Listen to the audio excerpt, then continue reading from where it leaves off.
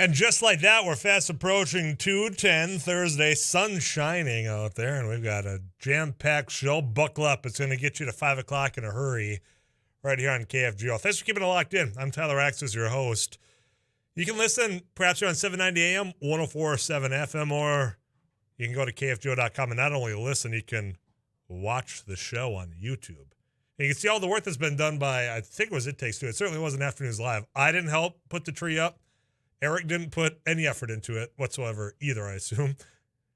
Would you have put the tree up right now? I mean, you're the one holiday at a time guy. Yeah, I find myself there. I'm one holiday at a time.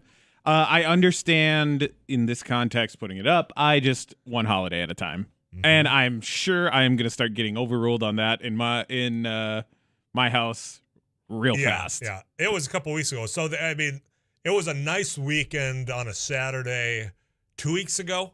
I think, because this Saturday was terrible as far as weather went. So it would have been an ideal time to go up and string the house if you wanted to, if that's your thing.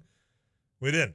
Which means, you're going to just have that little bit more of a risk factor. You're going to wait till it just gets a little bit more slick on that ladder to go up there on the peak of the house. Except for you and I had the exact same experience. So I was going to do the same thing. The super nice Saturday a couple weeks ago, I was like, all right, let's put up Christmas lights. I never have been in my house this will be the third Christmas I've been in my house. Mm-hmm. First two didn't put any lights outside. And you're going to this time. Why? Because there's a lady in the house now. Yeah, right. So you're already getting vetoed in this whole thing. And so I start looking around and I realized there's not a single outlet on the outside front of my house. I've got two, and now this is the first holiday that we're going to be in this house. Two.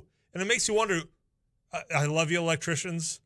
I think this might have been just an inside job. Yep. I think somebody called in a favor to a friend saying, all right, we'll just string her up. Because I'm not going to get 100 feet worth of extension cords just to light up a couple of peaks. I don't know how we're going to do it. Right. Yeah. So that's, I'm going to have to put in some outlets in the soffit or have some outlets. I do a lot of things around the house. Electrical is one of the ones that I leave to the professionals. Water and electricity. Sure, I can change outlets. I can do different fixtures. I can do the bare basics of electrical work. Yeah. But I'm not putting in new outlets. No, and anytime that's running cable. No thanks. I know who I would call, though. Rick Electric. They do great work. In fact, they did some work for me earlier on. And you can hear them here every now and then on KFGO. 237-5948. You can also call in to the 1-800-880-5346. Both those are in the studio line. Text in all day at 35270. Just a little bit, we're going to be joined by Spencer Wirt. He's the meat dude, as you like to call him, originally with NDSU Meat Science Lab, but now he's out in New Salem. Couple of things. Last weekend of deer hunting, I'm getting out, getting that doe, going to fill the freezer. We'll talk a little bit more about that. But also, I can't believe it's already Thanksgiving a week from today. Not everybody's a turkey individual. I don't mind turkey whatsoever.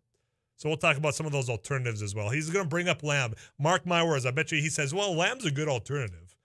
Well, how much of advance do you need to do that? I also want to ask him about some differences in types of racks of ribs. French versus other types of styles, pairings. But he likes taking your questions as well. So send those in to the text club and we'll ask him in just a little bit. Also, Joel Kath, proof artist and distillers. Maybe we'll talk about pairings of what proofs products are that might go well with Thanksgiving, with the holidays as well. But in a little bit, we will talk briefly about the announcements that are coming out, and I have no doubt there's going to be more when it comes to people choosing to not partake in political office anymore, not just in North Dakota, nationally, and it's everywhere from Congress to the school board. I wrote briefly about that this morning at NDExplains.com. It's a website I created. I read on from time to time when I'm not sitting in the studio here visiting with you. And that was moments before State Senator Erin Oban announced that she was no longer seeking re-election. Doesn't surprise me. Don't blame her. But it puts us all in that conundrum of good and decent, honest people saying, throwing up their hands saying, enough, I'm tired, can't deal with it anymore. Or creating that void to where those that are out for reasons I don't think many of you, myself included, agree with, personal gains, just that title, that whole back and forth, the instinct of us versus them type thing is sort of the betterment of the community. They're going to continue to win because of this environment that's been created. So we got to figure out how we turn that around. How do you get those people that want to go out and not bicker about getting a win or a loss when it comes to pure partisan politics, but about, all right, well, you know what? We need this neighborhood a little bit more well-lit. And here's how we're going to pay for it. Here's how it's going to get done. Or this is what we need to do to make sure that the school's funded. And those type of priorities that are legitimate priorities, not some make-believe things that you find out on social media. We've got to have that discussion. We'll take some of that a little bit later on today and tomorrow and all the way through, quite frankly, the next election cycle. It's something that's not going to be resolved overnight, but we got to get serious about that. In the meantime, I'm going to get you caught up with a couple of messages here when we come back. Spencer Wirt, he's the meat dude. Send in your questions at 35270, and we'll ask them right after this. Afternoons Live, we're just getting started here on KFGO.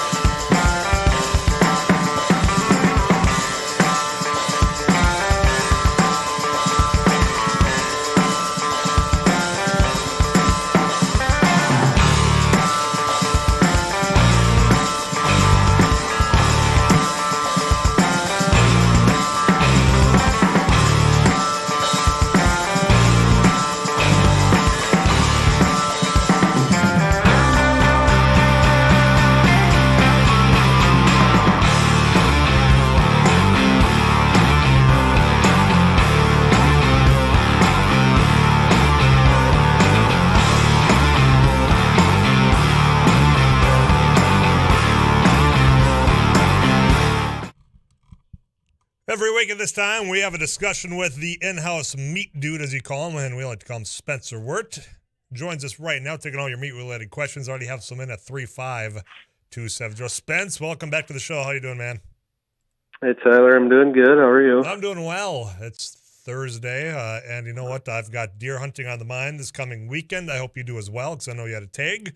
I'm not going to ask you if you've already harvested, because I know the last time you said, look, I'm working on it, and same here.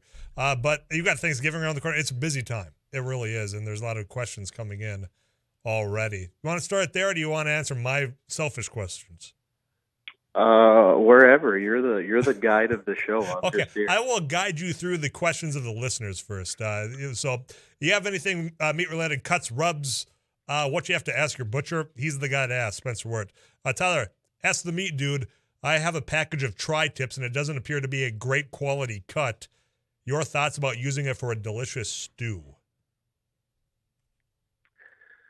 Well, tri-tip. I guess the first question I would have for the texter would be what their definition of good quality is. I'm assuming they're meaning that it's really, really lean. Now, the tri-tip itself is a very tender muscle. Remember, we've had that discussion on muscles of locomotion versus posture. Well, that's kind of a muscle that sits there and don't do much. So in and of itself, it's a tender cut of meat. Taking it and throwing it into stew, it's got to be real lean for me personally to throw a tri-tip into anything other than onto the grill. So again, there's those odd tri-tips that you can find or wherever you got it from. That would be the biggest factor is its leanness. Like I said, though, it hurts me as a butcher to throw a tri-tip into stew or anything like that. So. Have you ever had a customer say, look, I bought this cut of meat from you. It ain't exactly what I thought I was getting. How do you resolve that? Or have you never had that because you're a perfectionist at the craft that you have of cutting meat? Ooh, no, I get that all the time because, I'm bringing something new to the table, especially with customers out here that have had it done a certain way for the past 15 years because this was an existing business. So when I come in and things look different than what they're used to, I get that conversation all the time. The way I cut meat, the way I've trained my employees is there's a rhyme and a reason. It's not just because that's the way it's always been done, right? There's a little bit of science and thought that goes into every cut, including a tri-tip or a flat iron or the way we present a chuck roast or an arm roast. There's thought and reasoning behind everything, and explaining that to a customer that they might have to alter their cooking methods to get the best meal. Definitely have that conversation quite often. So it is really a craft, an art. So you guys, it's not done by the book, so to speak, as far as what type of cut or how it's done. It's pretty much the individual butcher, and then that is pretty much off of how the person would be requesting it. Is that what you're kind of getting at, Spence? Yeah, exactly. They have their requests, and then every beef's different. Every quality of every single animal, and by quality, fat content, age. There's so many factors that go into it. So it's a real conversation that a lot of people aren't ready for when they call in. They just go, "I want roast and steaks." Uh-huh. Say, well, I need a little more information from you than that. Yeah, just give me a ribeye. Give me that T-bone as well, and then just let you go from there. I'm one of those guys. I apologize. I'll hone in a little bit more. I'll be more specific. Is that what you butchers want? Well, that's what I want. I can't speak for all butchers, of Fair. course. But. Okay. I didn't mean to put you in that situation. How dare I? Spencer Wirt, the meat dude, taking your meat-related questions. Thanksgiving, a week from today. Not everybody's a turkey individual. Oh, it's too dry, or what you understand. Not everybody likes turkey. Alternatives. Yeah. So I go prime rib as an alternative. Now, granted, I say that because I'm not the one that has to cook it. What other alternatives should people consider if they have somebody coming over that isn't necessarily a turkey person? Yeah, we're going to have this conversation a lot on the show, I think, because it is holiday season between Thanksgiving, Christmas, New Year's. They're big meal holidays, so you want to go big for these holidays. And, prime rib is the first thing that comes to mind. It's a big chunk of meat that can feed a lot of people. Plus, it's, high quality. It's just, and it's fun to cook. Past that with beef specifically, tri-tip. Hey, Texter, you listening here? There's a few unique cuts that are easier on the pocket, that are still tender and delicious.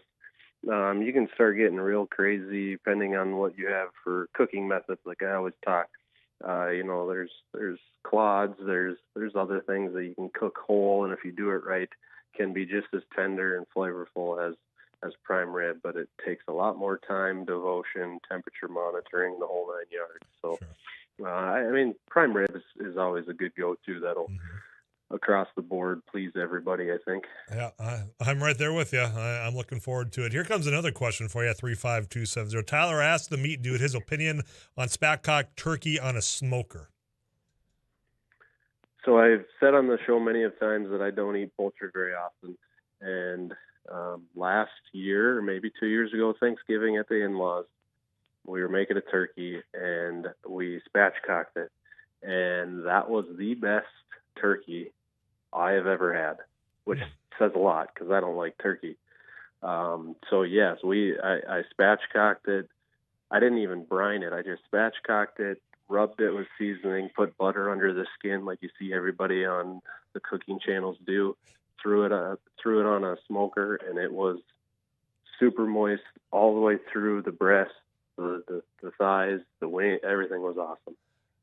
Do you watch those cooking channels and say, what in the world are they doing with that slab of beef?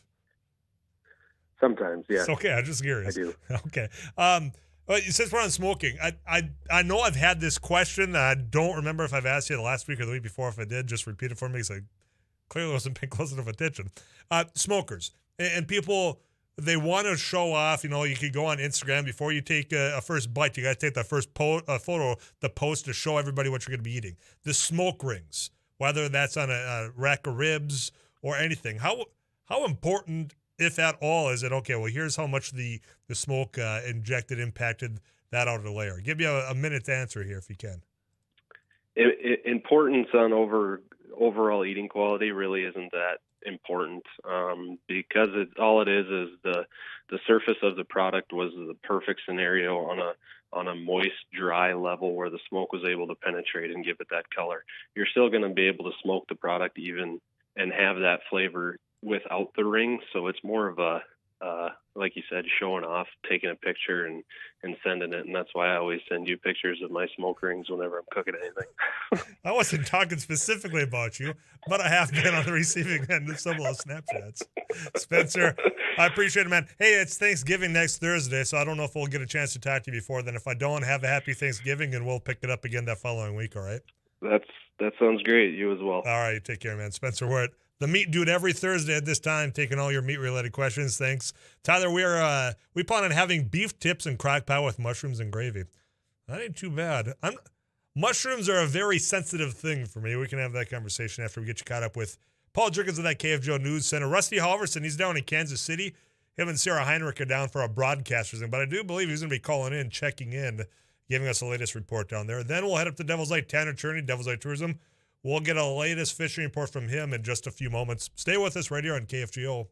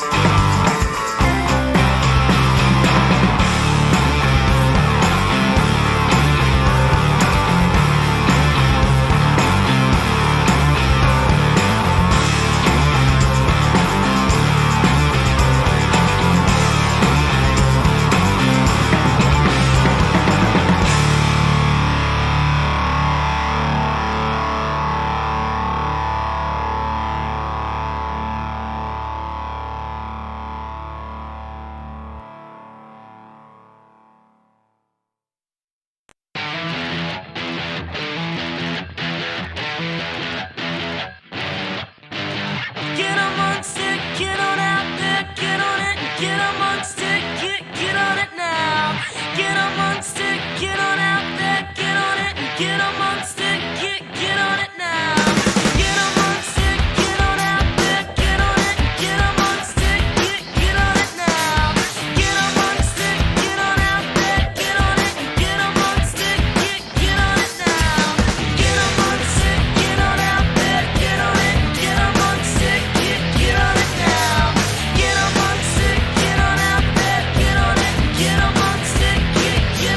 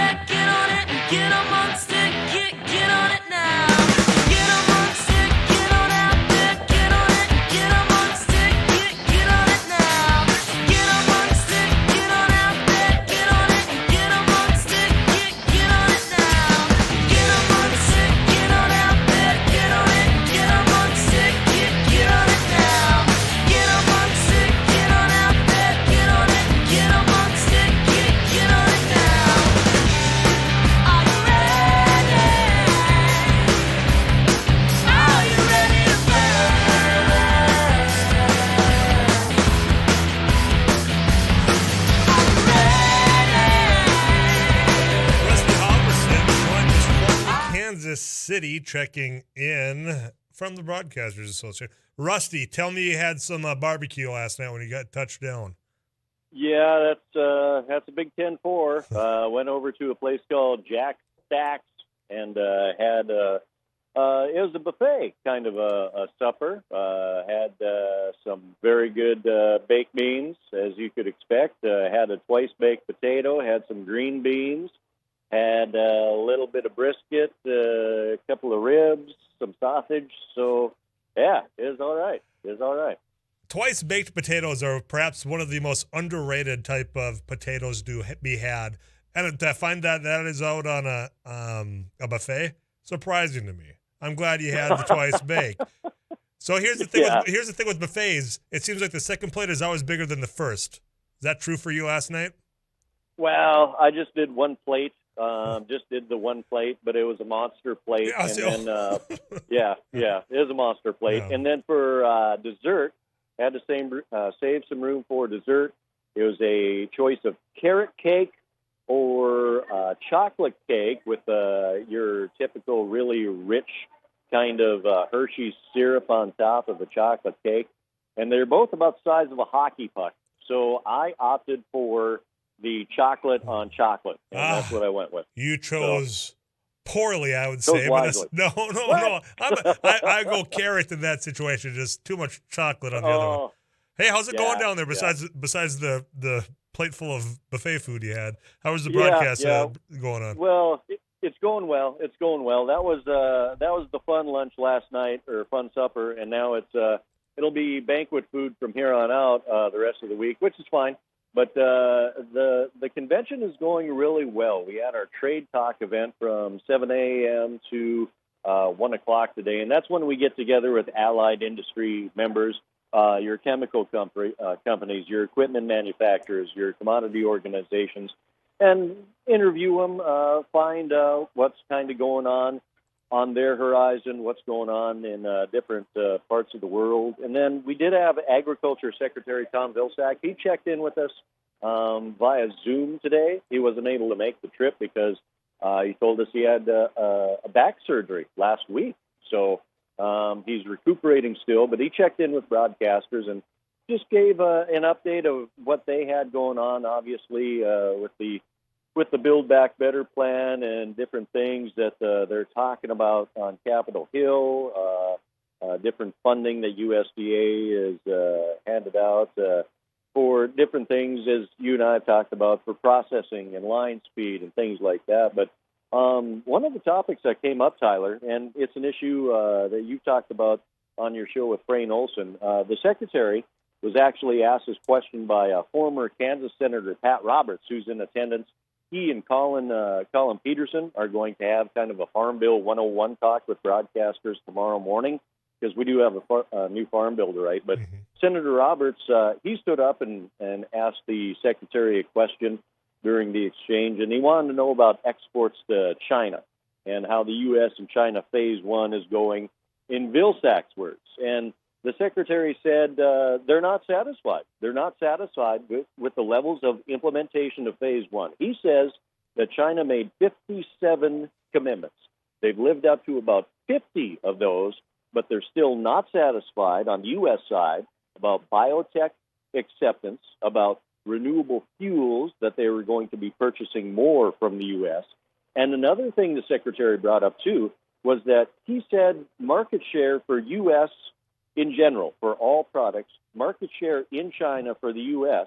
has actually been reduced. That's because when we got into that trade fight with China, they turned to other sources around the world. They purchased more goods from the rest of the world, and now we're still trying to get back, according to the Secretary, of where we were before. So not satisfied yet. Well, but President Biden, Xi Jinping, the president of China, they had a little face-to-face over Zoom, and they did talk, so I think the discussions will start again. Well, and that's where I was going to lead us to, Rusty, is the fact that, our president, their president, had having conversations. Now, whether they've been productive is something that's yet to be seen. But, some of those relationships built with those other nations during that trade war, I don't know that you just automatically dial those back. So as far as getting back to those levels, where we were, I don't think it's as easy as what we're going to want it to be. So this might be a long road ahead.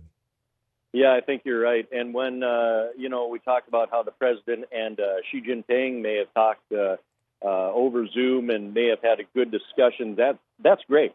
But the real nuts and bolts of all these talks really come down to not those high-level talks from the president. It's kind of the blue-collar workers in the Trade Department and on China's side, those negotiators, right. U.S. Trade Ambassador. And that's where the real work is going to have to take place if we're going to move forward to phase 2, as they're going to call it, or what they'll come up with a name, I don't know yet. But something cute, I'm sure. Rusty, I'm going to let you get back to your meetings. You check in next hour. I'll save the spot for you, all right? Will do. Thank you, Tyler. Yeah, you bet. Thanks for calling in. Rusty Halverson, one of the best in the biz. You can go to KFGO.com, click on that agriculture tab, and check out his work, Sarah Heinrich as well. Get you caught up with CBS National News. We talked about meats. Let's talk about the whiskeys, the bourbons, the gins. Proof Artist and Distiller next right here on KFGO.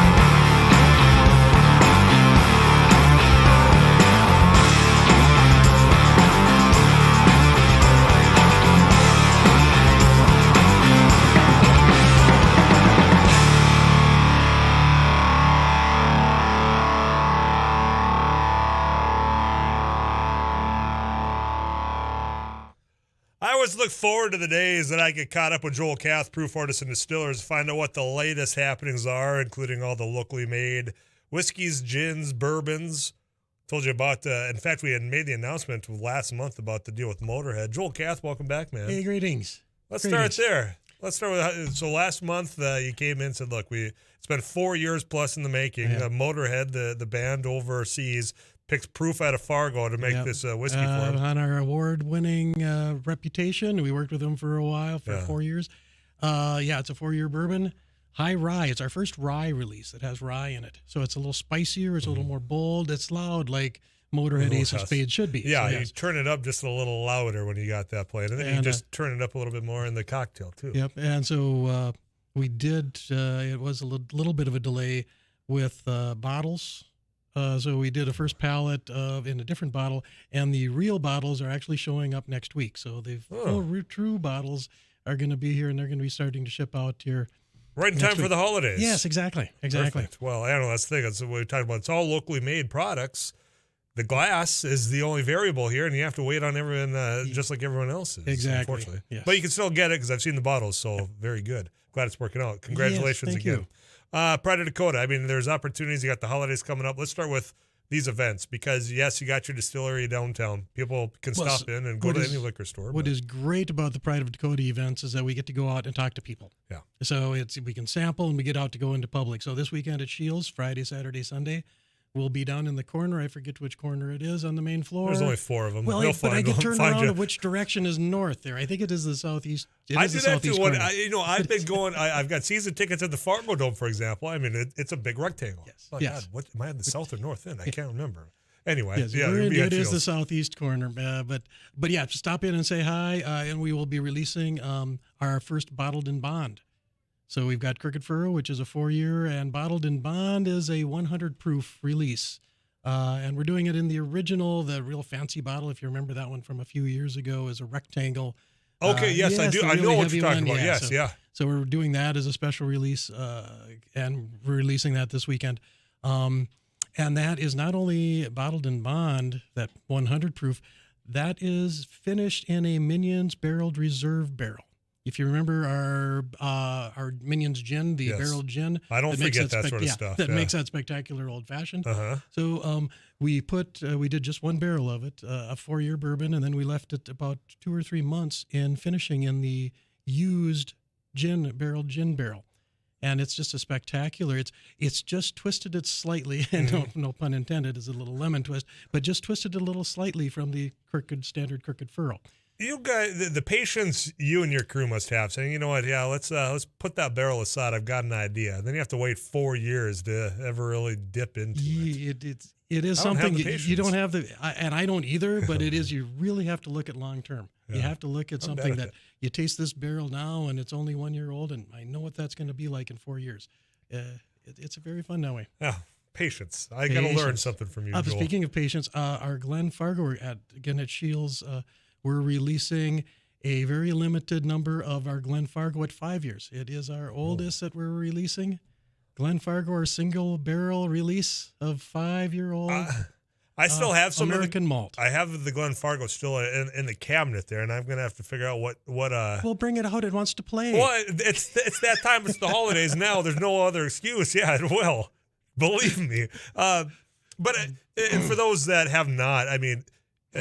I went to the gin class, and that's how I got really introduced to every product. I think I left with one of everything of what Proof makes, which maybe that was part of the plan, but it worked. The Glen Fargo was the one that I think surprised me the most of just how smooth and flavorful it was. Just fantastic. Yes, and it's very sweet on the nose, sweet on the, but it's very dry. It's so that there's a contrast there. And what's really fun is as it opens up in the glass, the aroma, the bouquet changes over the next 5 minutes to something that is just totally, totally sweet. Yeah. My mouth's watering. Yeah, just think of it. And it's almost 5 o'clock. We got a little bit of time, but so no, that's a very fun one. That is actually my favorite. Yeah, the household agrees. Yeah, yes. I mean, we're still working through because of how much gin we're able to make at those gin classes, and I'm sad to say that hers is better than mine. I just have to flip it. The way of which you tried it that day, I mean, you didn't have to say anything. I knew which one you thought was better, but I admitted, okay. When you pick the ingredients, I go, no, you. Yeah, you could have built it up. But you said, he's going to learn. Yeah, maybe you want to go this way. But Pride of Dakota going on, you're going to be there. One thing that I like about it, when you say getting to interact with people, is some people that might not know exactly a palate that they want, they ask you a question, and you seem to find a mixture that sells them on it. And when a lot of people come up and say, I want to buy a bottle for my husband. I want to buy a bottle. He likes whiskey. I go, okay, what does he like and how does he drink it? And so we can kind of guide through, okay, go to this product. No, he's probably going to like this product, or actually there's a lot more females enjoying whiskeys these days. I know. Yeah, that is. It's one of those areas that I've seen the growth in it as well. So it's not just for the fellas, ladies. Don't. But Proof is the place to go. Ask those questions. You guys are just so knowledgeable on all of it. Yeah, it's a lot of fun talking with people. Yeah. What I miss? You got Pride of Dakota. You got the whiskeys for the holidays coming up. Well, we've got Bismarck Pride of Dakota, December 3rd, 4th, 5th. So we'll be doing the same thing out there. Very fun event. And lastly, tonight is actually we're having our first holiday event, the tasting room. We are reopening the tasting room for events and parties. Very good. please contact us. We're just doing private parties now, but I'm presuming after the first of the year, we will be reopening that Fridays, Saturdays. So please email myself, Joel at proofdistillers.com or events at proofdistillers.com, and we can hook you up. Even a private party for 20, give us a call. The distillery is just fantastic. Beautifully done. The bar there, I mean, there's a story behind that bar that people have to go there to find out. Yes. So book your vacation, or not your vacation. Well, that is a vacation. Well, yeah, it's an escape from the day-to-day, going down to Proof downtown. Joel, I always appreciate these conversations. I'm going to let you go, man. Very fun. All right, you take care. Cheers. Cheers to you. Proof Artists and Distillers, downtown Fargo. Joel Kath, our main man there. He's the head honcho over there.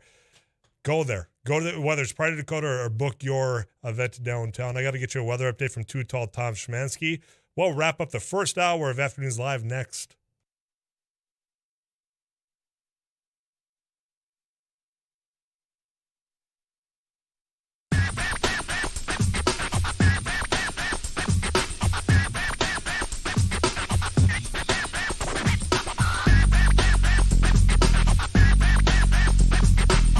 Good afternoon, everyone. I'm KFGO Chief Meteorologist Tom Szymanski. Partly sunny, nearly steady temps, right about where they're at, give or take a degree or two or so. Northwest winds generally 10 to 20. There could be some briefly higher gusts at times, but the trend will be for that wind to continue to decrease. Overnight tonight, partly cloudy, low near 15, close to midnight, and then slowly rising. South-southeast wind at 6 to 17. Partly sunny, breezy tomorrow, 38. South-southeast winds at 10 to 25. How about the weekend and early next week? Well, I'll tell you all about that and more next hour. Currently 28 degrees at the KFGO studios. More Afternoons Live with Tyler Axness coming up right after this.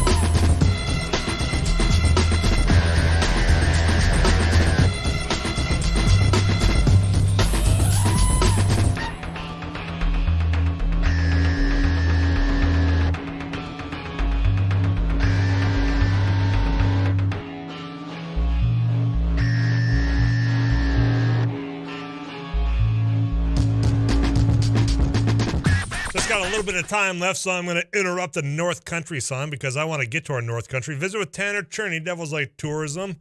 Tanner, how you doing, man? I'm doing well, Tyler. How about yourself? I'm doing well as well. In fact, I've got hunting on the mind. I'm heading up your direction tomorrow morning. Going to get that doe finally last weekend to do it. I'm going to get her done on Saturday. Book it. Do you have any stories up there? I mean, people having luck harvesting their deer in the Devil's Lake Basin? They have been. You know, it's the whitetail rut's been kind of in full force here for the last, I'd say, 10 or 12 days or so. Myself, though, I haven't been around the last couple of weeks due to the mule deer tag my dad has. So we're actually out in the Badlands hoping that we've got the last 4 days here to finish that off and see if we can have a successful harvest. But no, it's been a good deer season around Devil's Lake this year. Yeah, good. I'm happy. That's encouraging because I, much like everything else in my life, I procrastinated to the last possible minute. So I'm not going to be, first one I see, but you know what? It's time's ticking away. But I hope you guys get that muley out there as well. I had a friend get their first muley this past weekend, and he tells you it was quite the story. So I know it's a whole different ball game out there on the western side than, say, central North Dakota. Absolutely. So, yeah.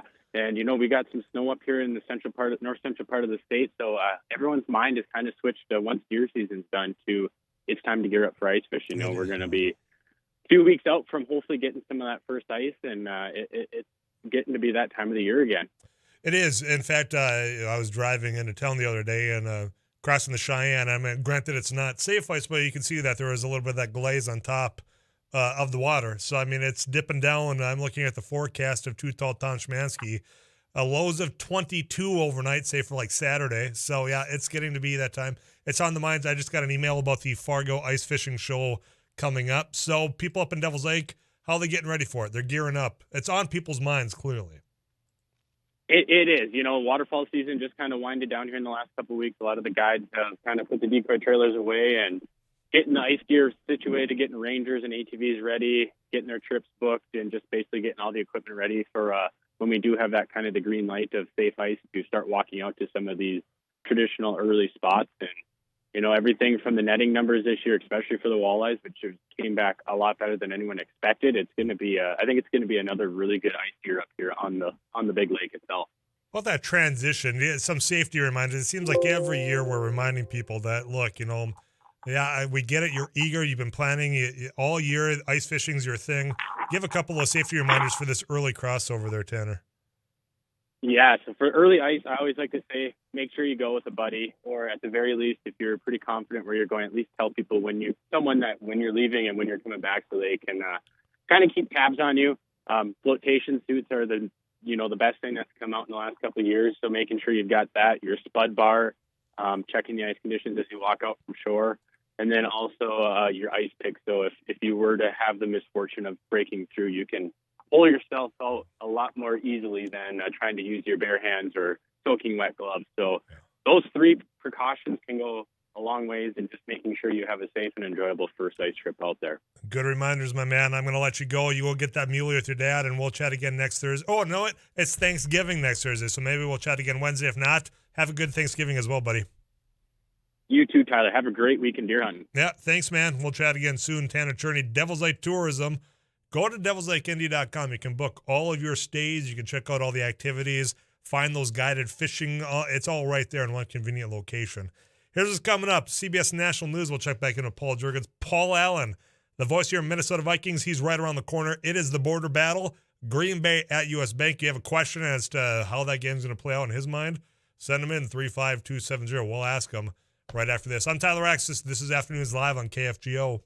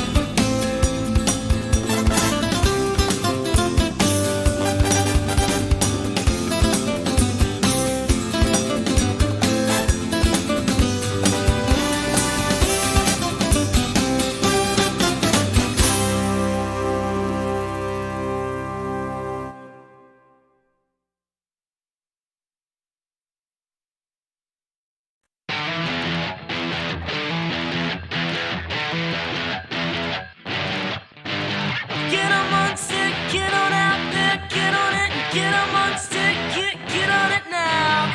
Get amongst it, get on out there, get on it, and get amongst it, get on it now.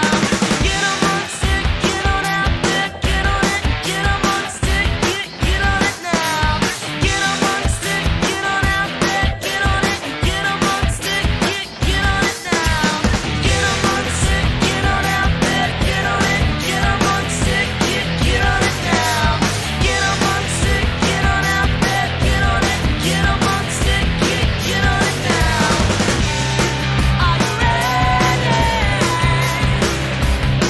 Are you ready to burn?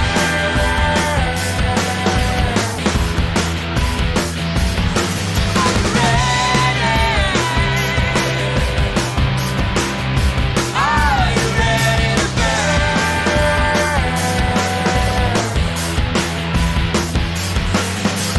ride with me. Come ride with me. Come ride with me. Come ride Get amongst it, get on out there, get on it, get amongst it, get on it now. Get amongst it, get on out there, get on it, get amongst it, get on it now. Are you ready? Are you ready to burn? Are you ready? Are you ready to burn?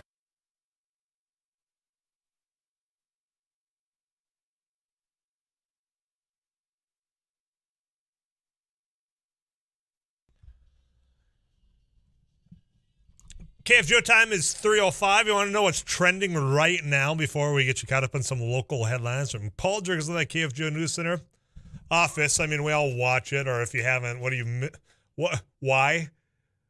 One of the best sitcoms, but all right. So if you have watched it, the guy that plays Kevin Malone, there's all these actors. Is it Brian Baumgartner? I think. Yeah. Cameo is now a thing. You know, Yeah, he's huge on Cameo. He's made $1 million just doing Cameo. And if you're unfamiliar with Cameo, you just digitally pay people, mainly actors, celebrities. I mean, I'll just use celebrity because that's the broad blanket. And they'll read the message of what you want them and send it to whoever you want to send it to. He's made $1 million just doing cameos since The Office. That's incredible. Absolutely killing it. And I don't think he charges an outrageous amount for his cameos. Some people, if you pay him $1,000, they'll give you a shout out, but I think his are in the reasonable range. I have not ever done Cameo. I don't know who is available to do a Cameo. I don't know that I want to pay somebody to deliver a message for me via Cameo. Maybe we'll get a collection going and get Dave Grohl if he's got one to send you out a shout out on your birthday. But you have to pay for it. That doesn't feel genuine. All right. Anyway, $1 million to Brian Baumgartner from The Office. Let's get you caught up with KFGO News. Paul Jurgens, take it away.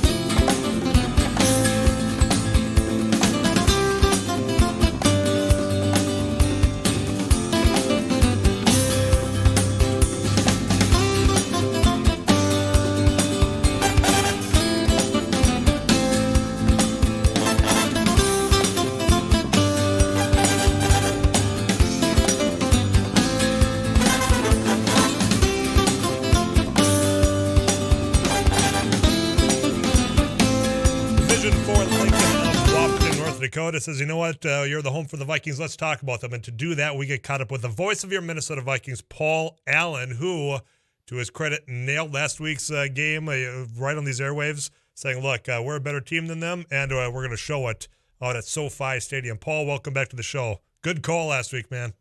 Right on, man. Thank you. And I think the Vikings are going to win this weekend. But last week really involved the three words ascension to mean.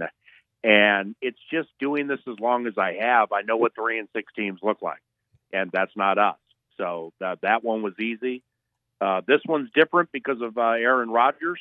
But I do genuinely feel we will win. And the Packers team that I'm watching, and I just got done watching the Seattle game, is they haven't had their bye, and they've had a lot of injuries, and I just kind of sense they're starting to wear down a little bit.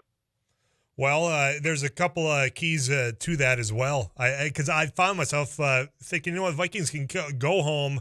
It seems like as they've been playing as a different team at home versus on the road. I know you've touched on that just briefly before during our conversations when it comes to the approach on offense, about the hurried up approach. But last week, before we get back to this border battle here, I don't know if aggressive is the right term, but it seemed as though it was strategic. Let's get the ball to our playmakers down the field a little bit more. That's my perception. You were there. Did you get that same sense last week? Well, what I really liked was, Cousins is so accurate, and he's consciously making the choice or decision has been made that he is to stay in the pocket and step up in the pocket. And if you take a hit, you take a hit, but get the ball to somebody from the pocket. And, that was really in vogue last game. So I'm a big fan of 50-50 balls, man, if you have talented, tall receivers like Jefferson. Back in 2009, Brett Favre would just chuck it up to Sidney Rice in single coverage every single time and basically be like, if that guy has confidence, Sidney, you have more. Go get it. Same thing with Justin. And he won every 50-50 battle that was thrown his way, and it's going to happen again this week. Well, let's talk about this week. Border battle. This is the one that a lot of people around this area mark on their calendars. They get the people together. It's going to be quiet on the streets because everyone's going to be listening to you right here on KFGO calling this game. And I look at the Packers defense. People have been praising them, and for me, yeah, they've been great against, say, the pass. Are they vulnerable against the run? And if that's the case, there's going to be a little bit of excitement on that offensive line for the Vikings, Dalvin Cook, Madison, to maybe make a big game out of this. With their wins of late, now there's no disparaging or disrespecting victories over Russell Wilson, Patrick Mahomes, and Kyler Murray. I mean, that's hard. That's very, very hard. But they have not faced a team that is concerted with the running game the way we are. Now, they give up 4.5 yards per carry, bottom 5 of the NFL. They have some pass coverage stats and points per game stats that are really good. They're top 3. So it ain't easy. Kenny Clark, Devondre Campbell, Adrian Amos, Eric Stokes. I mean, they're playing really, really well right now.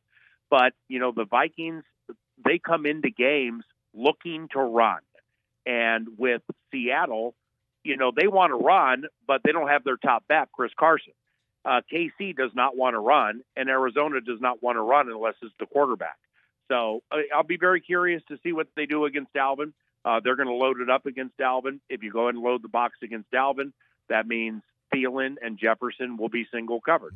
And I like our guys better than I like theirs in single coverage. Yeah. So the last time Dalvin saw them, man, he went for 226 total and 4. So they know what's coming at them. They'll be ready for it, which means we might have to pass our way to victory. Flip the balls around here to where let's talk about the Vikings defense. You got it looks like Harrison Smith back. Is Peterson a go? I asked because you know what, you've got this couple weeks of watching Cam, this young man behind him. It seems to me he's earned some play time. You've now got more weapons back. I think that probably puts a smile on Coach Zimmer's face because you know what, you've got more tools in the toolbox, so to speak, on defense. Where we sit going into this game. Well, with Cameron, I think the biggest smile probably would be on the face of general manager Rick Spielman, A, because he drafted him, but B, because Xavier Woods, who's having a good year, Xavier's on a 1-year deal. So, I mean, I think it's being shown that Cam can play that spot full time next year. So that's cool.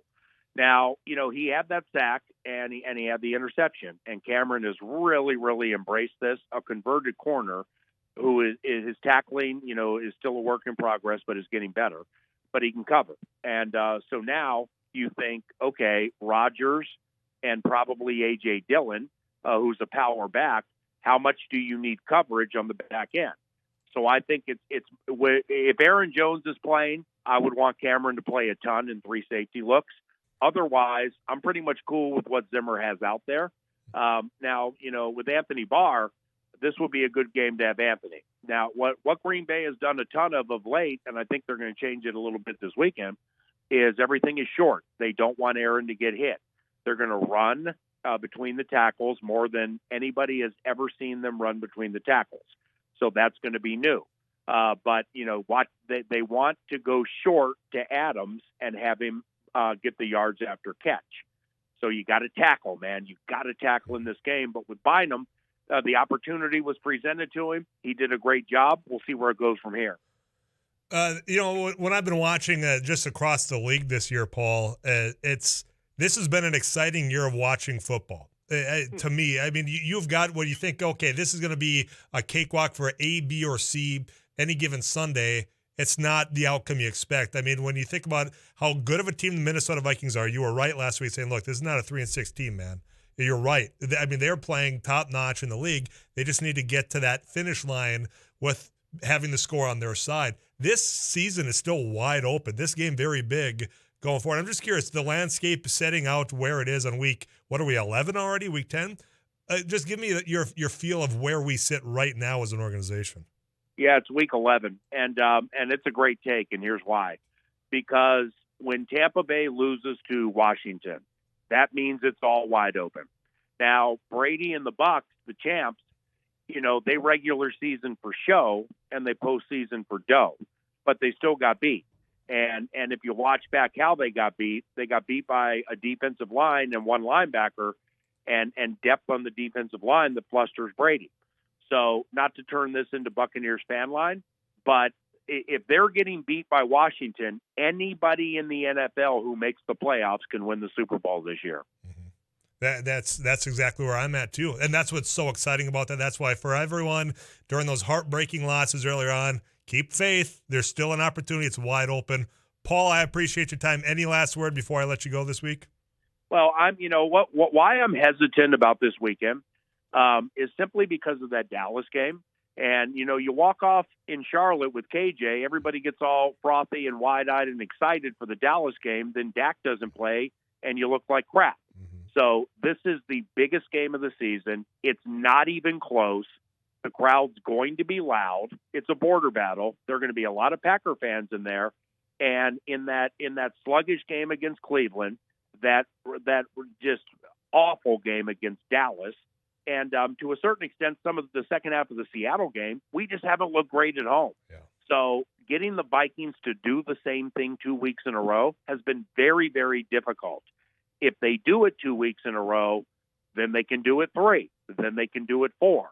So just put your best forth this weekend like you do on the road and give people reason to cheer.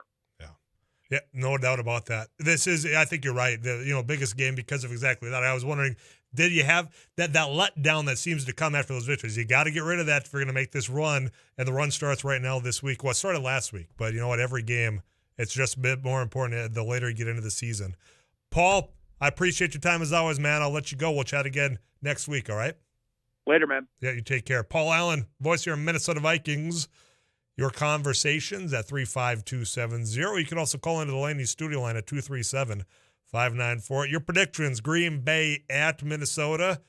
We'll have that conversation right after this.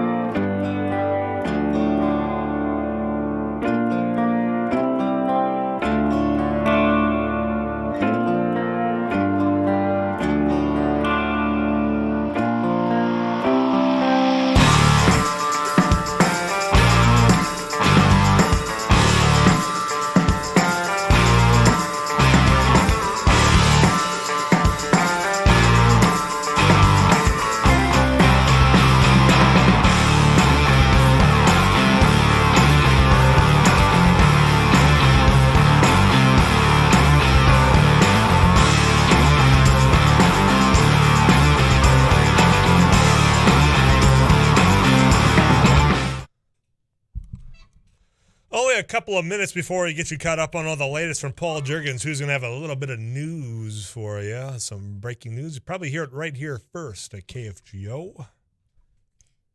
I'm glad that I was able to ask PA, like, hey, it's all pretty wide open right now, any given Sunday. Here's part of the reason, because you know what? I do a little pick'ems every week. I got four right last week. 4 total right games. Can we give you 4.5 because the one game ended in a tie? So either everybody got it right or nobody got it right. Don't pity me with your half. Don't give me that half pity point, because that still doesn't do me any good. And as far as rankings go, 4. Yeah, that's what's so exciting about the season, though. I mean, I don't have last week's games in front of me. But I'm looking at this week's. I mean, any given Sunday or Thursday, perhaps. I mean, tonight. I don't think it's going to be any given. I think New England walks away tonight over Atlanta. That was the pick I made.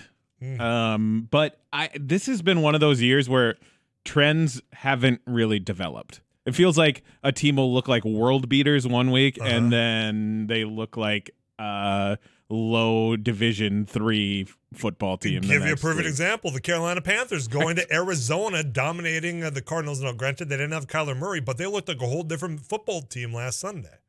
Well, they got Superman back, so that Cam helps. Newton, huh? Thanks for that little shout out. I mean, People he did get a loving penalty on his first touchdown for taking his helmet off. we allow that 15 yards. Hell, do it again. Get 15 more this week. Washington football team in town. Are they gonna?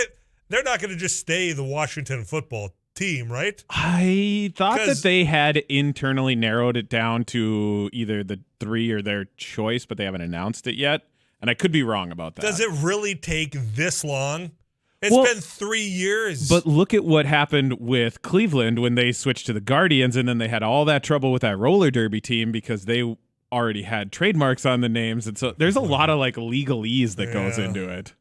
Trademarks, man. And Copyrights. I believe that there was a story that somebody bought up a bunch of potential trademarks in Washington, D.C. right around the time they announced they were going to switch. Capitalism at its finest is what that is. Oh, you're thinking about being the Generals? Trademark. Pay me my money. That's the way life goes, I guess. Come up with a name, though. I have something instead of the Washington football team. But yeah, I don't know. I will jinx it, and I think that the Vikings can win this game. They could have won a lot more of the games than what they have thus far, so that's me buying myself a little bit of space as well. Did you pick the Minnesota Vikings on your sheet? I picked the Minnesota Vikings over Green Bay. Wow. All right. That could be a separator game for you. That's the whole point. When getting 4 last week, I got to make some risky moves here, and one of them being Minnesota over Green Bay at US Bank. And they haven't played that well at home, so it is a risk. And plus, of course, Aaron Rodgers on the other side doing what he does. Anyway, here's what's coming up. KFGO News. Be listening to Paul Jurgens. He's got a little bit of news for you. Audibles, that's at 410. You, me, this microphone, your cell phone until 4 o'clock right here on KFGO.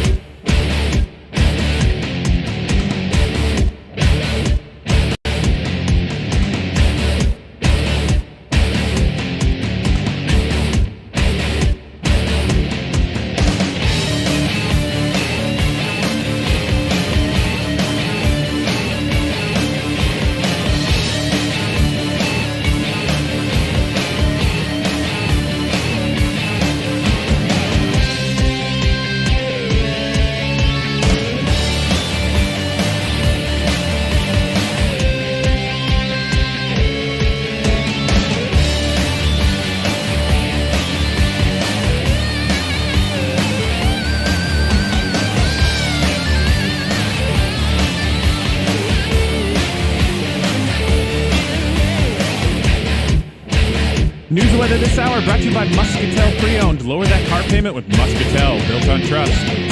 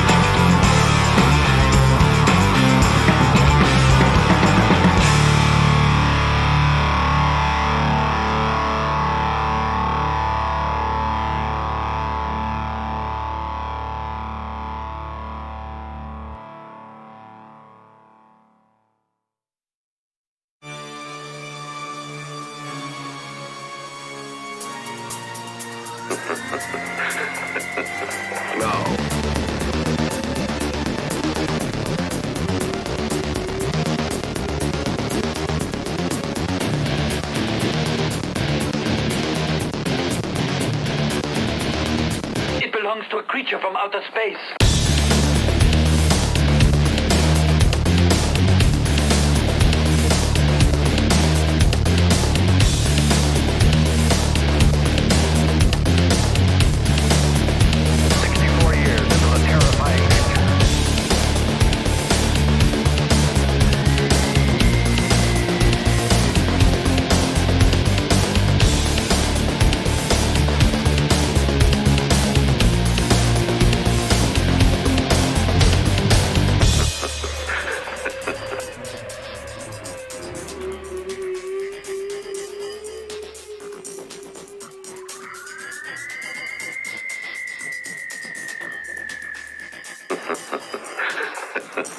No.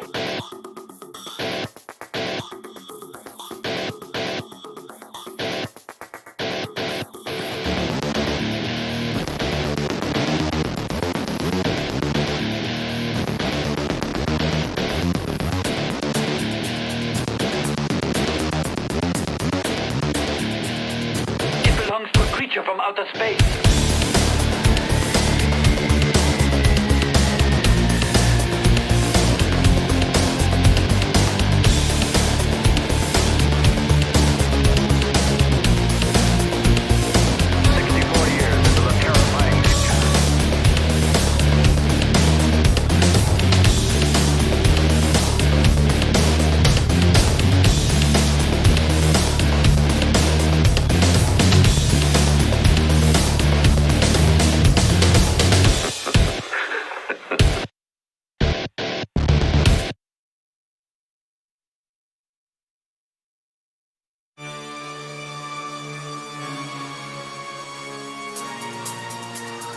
It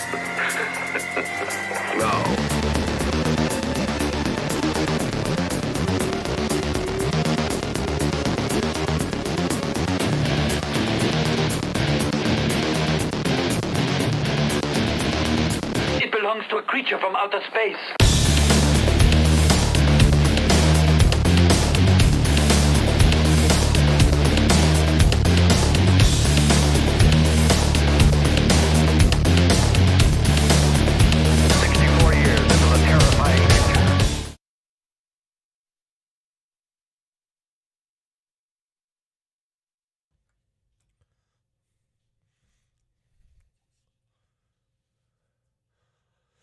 Heading back down to Kansas City, where we're connecting with our farm and ranch reporter, Rusty Halverson. Rusty, welcome back.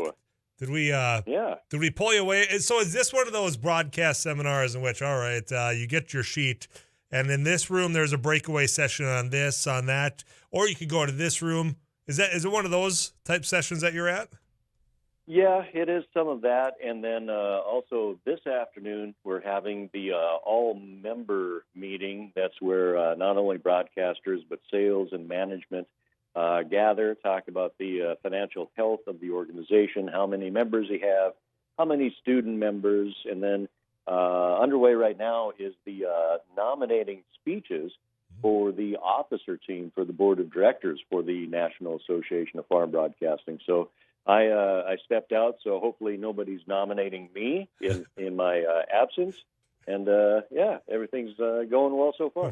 We hear a nomination for Rusty Halverson. Is there a second? And then here you are Exactly. talking to Mia up in Fargo. Well, I hope not. No, it's all good. And tonight, I know these type of conventions because I've been at some of them before. A lot of business happens, not necessarily during the time in which the convention hall's open. It's maybe over a beer and a bar napkin. So yeah, I think a lot of that kind of business actually took place last night. That's when sales and management they get into town. They have their meetings, their member meetings, and discuss the finances and the way to pay the bills, so to speak. All those meetings took place yesterday.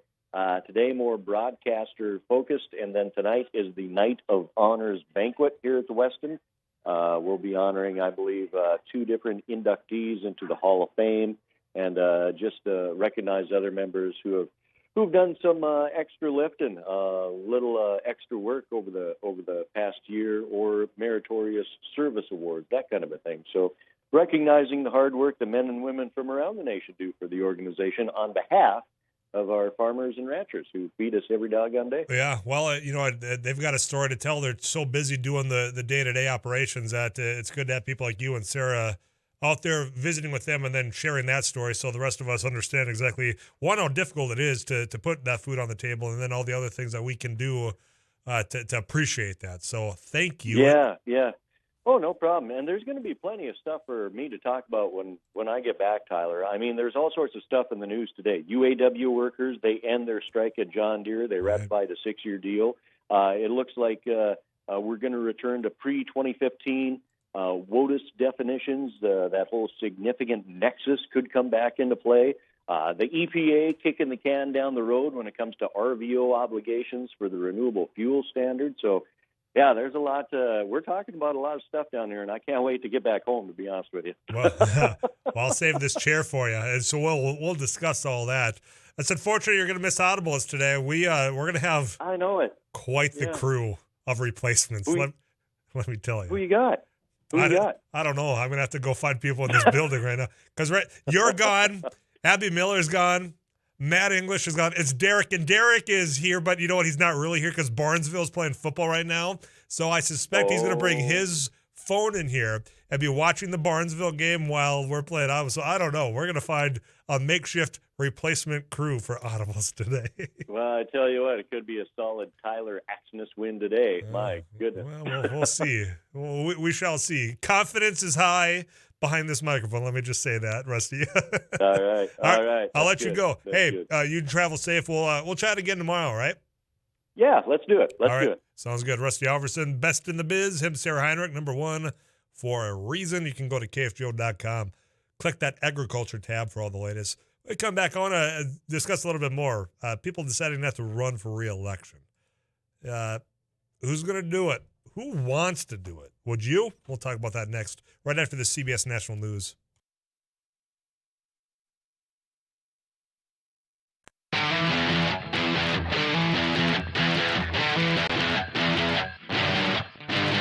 Get amongst it, get on out there, get on it, get amongst it, get on it now. Get amongst it, get on out there, get on it, get amongst it, get on it now. Get amongst it, get on out there, get on it, get amongst it, get on it now.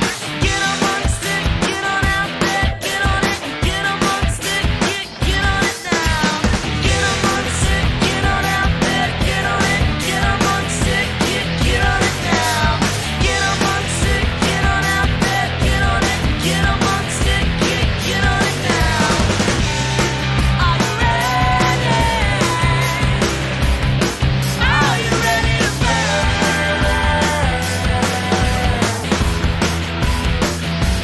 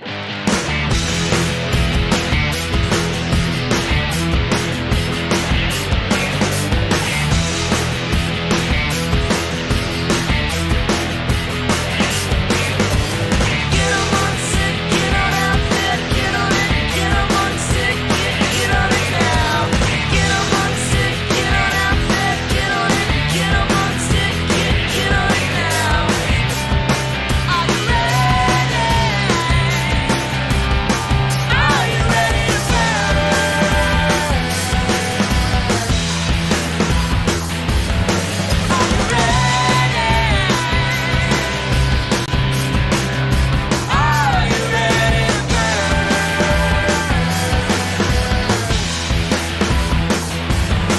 to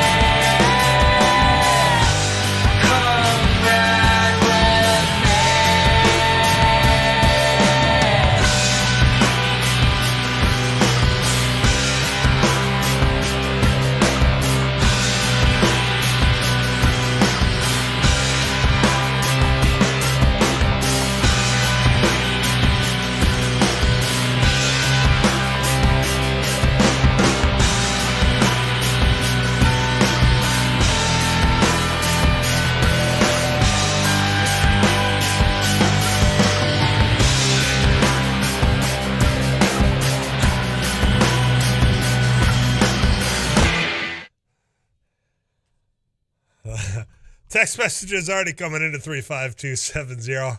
4 audibles. All I can tell you is Rusty's gone, Abby's gone, Matthew's gone. Derek and I are here. I think Heidecamp's going to jump in. We're going to find that fourth. And I put this together as if I was putting together a regular game, so I have no idea what's going to happen with some wild card contestants. Yeah. Remember that movie, The Replacements? That's definitely today's lineup for audibles. But you know, they did win some games. You're the real winners anyway. I mean, you choose correctly, and you get a chance to win a free The Works car wash from Don's.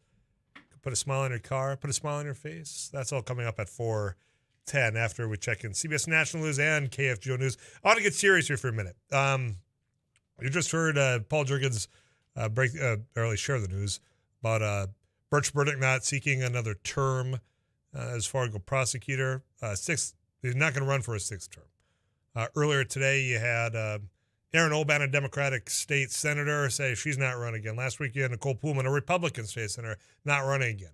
There's announcements federally, not running again. You've got people walking away from their time and term on the school boards, city commission. I mean, it's from the top all the way down of people saying, to hell with this. Why would I want to put myself and my family through the day-to-day, what's being now viewed, quite frankly, as harassment when it comes to politics and wanting to do a public service? I don't blame them one bit for saying, you know what, I need either a break or I just need to stop doing it. It's exhausting. It's tiring.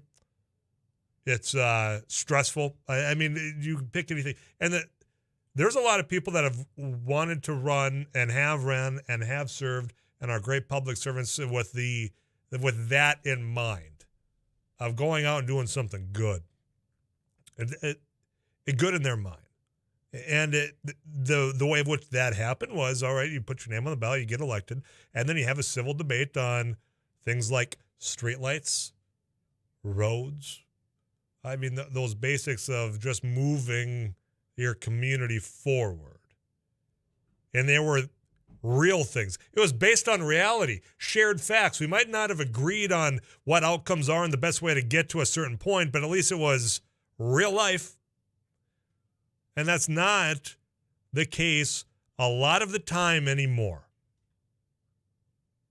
And that has got to be one of perhaps the most frustrating things, that we're not dealing about facts. We're not dealing about, things that are concrete. And dealing about things you saw on social media. You're dealing with things you saw on these cable news or you heard on, ironically, talk radio, as I'm talking to you through this microphone on a talk radio talk show. But the long-term implications of this, I think we've got to discuss, because if people that are there for the right reasons, regardless of what party they're with, if they're saying, you know what, this is, why would I want to put myself and my family through this? I'm not going to do it. I'm going to throw my hands up and walk away. You know what? Those that are motivated, that aren't there for intentions to better the community, but to maybe make a name for themselves, collect some of that great insurance, and to just be a part of some movement type thing. And if they're not there for the betterment of the community in mind, then we're all going to lose. And better policy and better government, because those that we want to serve, when we say how much of an honor it was for that person to do that, because all the great work they're doing, they're good and decent, honest people. If they're not willing to do it, the vacuum, the void that's going to be created by all that is you're going to have other people step up for wrong intentions. So what do you do to change it? I don't know. I mean, I don't have the answer. I'm asking you. How do you change it to make sure that that not everyone's walking away from it? And I've dealt with that myself. When it came to things, it doesn't matter about the accomplishments from somebody that has served. It only mattered about the letter behind the name or the loyalty to an individual or to a party or to an ideology. I mean, the loyalty aspect, the us versus them instincts, has certainly taken over. Tribalism is all that is in American politics now. It's about winning and losing, and not about, getting things done. So I don't know where you change it. I don't even know where to begin. And I get the urge of these individuals of saying, you know what, I just got to walk away, because what I intended to do, what I'd hoped to do by putting my name on a ballot, then putting my time and dedication into this role, it's not what it was once upon a time. And we can say and throw the names out there of those that are in elected office that I'm describing now. I served with some of them, and there's some of them are still there. I think about Ole Larson, for example, out of Minot. The fact is, they're winning elections, so it's not solely on them as those that are holding the title, that are pushing the red or green button in the North Dakota legislature, the Minnesota legislature, congressionally. Some of it's on us. So what are you willing to do? What's the first step you're going to take? That's my question to you. Answer me at 35270. You want to call in, disagree with me, chew me out? That's fine. Laney studio line's open at 237-5948. Get you a weather update from Too Tall Tom Schmancy. If we continue down this path, it's only going to get worse. That's not some, hyperbole. That's not me saying, dire, the sky is falling. That's just the cold, hard truth. If we continue going on the way we are, and good, decent, honest people, regardless of party, step away, it's just going to continue to have more and more of that fringe getting in more and more control of the decision-making process, and nobody's going to be happy about it. There, your thoughts when we come back. We get your weather update audibles at the top of the hour. Stick around.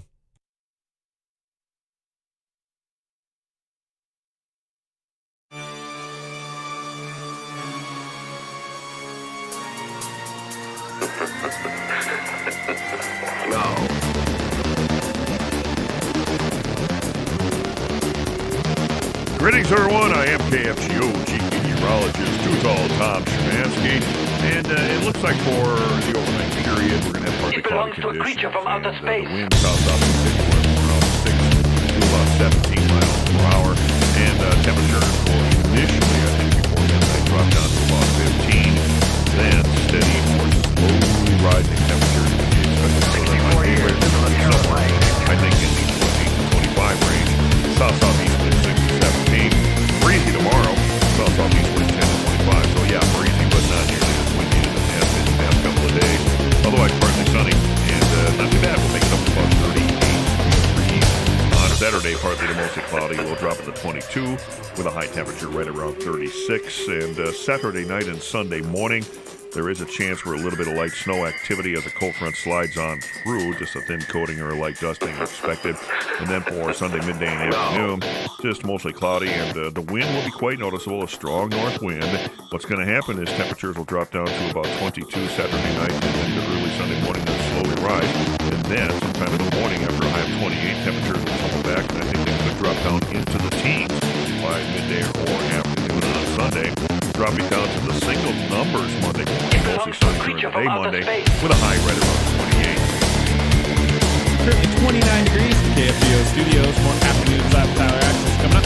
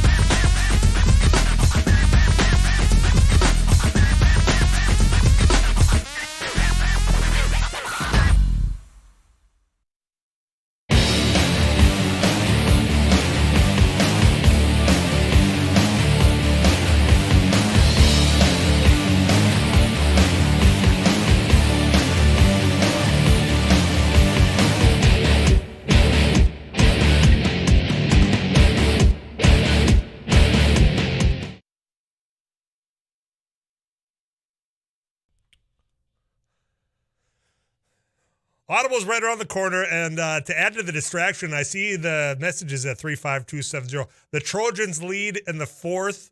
9:34 left. The score is 18-14. God, that's a barn burner for Barnesville.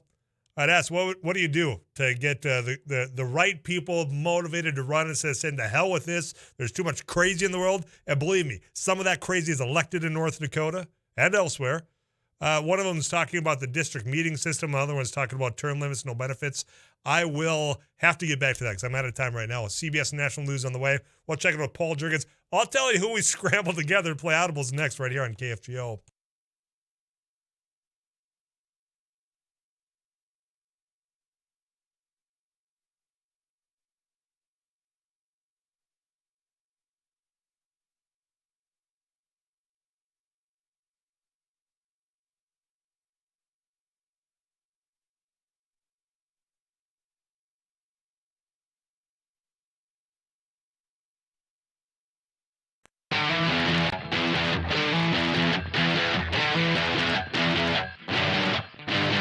Get amongst it, get on out there, get on it, get amongst it, get on it now.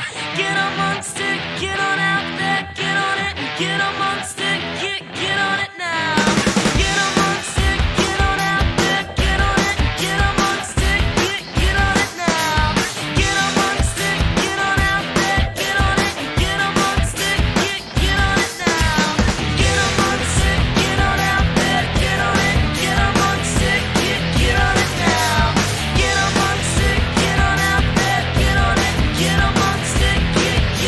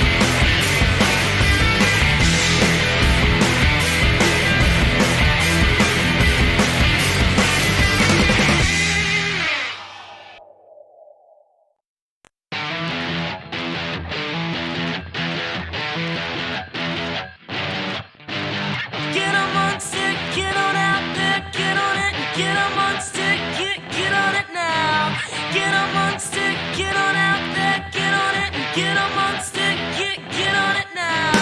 Get amongst it, get on out there, get on it, get amongst it, get on it now. Get amongst it, get on out there, get on it, get amongst it, get on it now.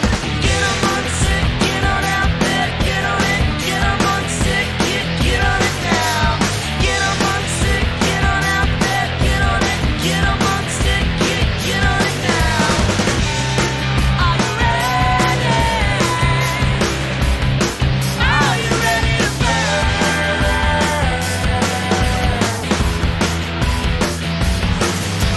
ready? Are you ready to burn? Come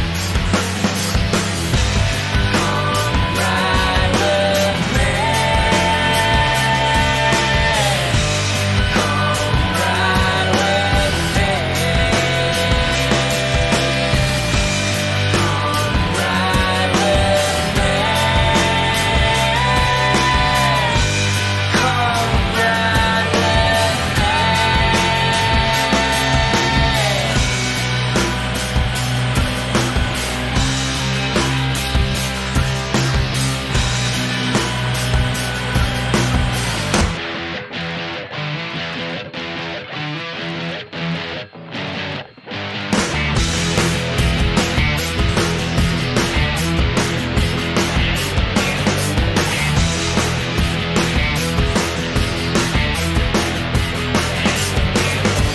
Get amongst it, get on out there, get on it, get amongst it, get on it now.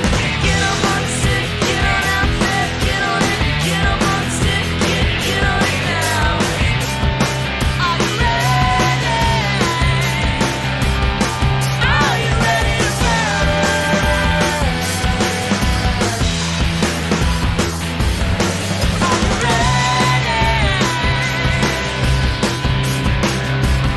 you ready? Are you ready to burn? Come ride with me.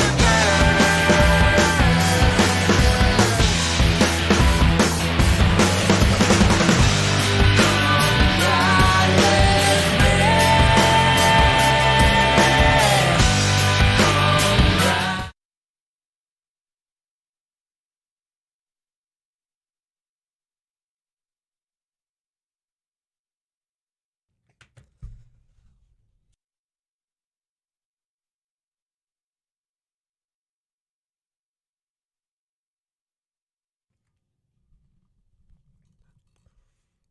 Headed for our weekly showdown of audibles brought to you by Don's Car Wash. You can put a smile on your car and on your face. And boy, listen to this lineup of players this week. Rusty Halverson, he's in Kansas City. Abby Miller, somewhere, not here. Vacation. Matt English, he's out in Bismarck doing volleyball. He's our play-by-play guy, 740 Fan. He's gone. Derek Hansen, he's here. I'm Tyler Axness. Hi. Thanks for keeping it locked in to Afternoons Live. Paul Lights is here as well. He's going to be taking over for Rusty Halverson. Well, thank you very much there, Tyler. Wow, that's very soothing. Rusty Halverson. Well, voice. you know, I've been spending a lot of time at the Merc. Abby Miller's gone, so I found Joel Heidkamp. He's going to be our Abby Miller for this week. Here's the thing, those other two, they're watching Bardsville right now. People are really working hard around the KFGO building. Derek and Joel feet are up on the desk watching Barnesville. Winning right now, by the way. Last time I checked, the Trojans were leading in the fourth. This person said that was 9:34 left, 18-14. So, yeah, a barn burner for Barnesville. So we'll be watching along for that. While we play Audibles, you can watch on YouTube. Go to KFGO.com as well and check that out. In the meantime, we'll get you caught up with KFGO News. Paul Juergens, take it away.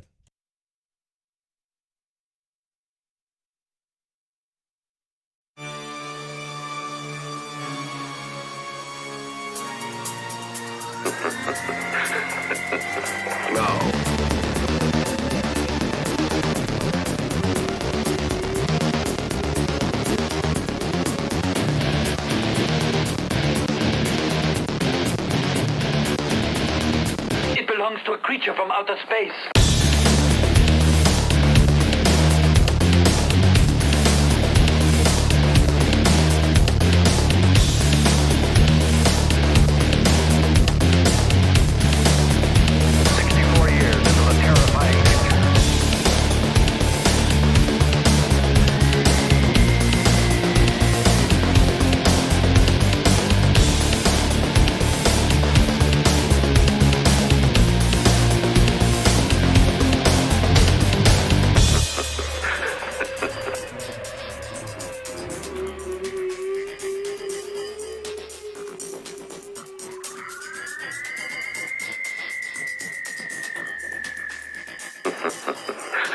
No.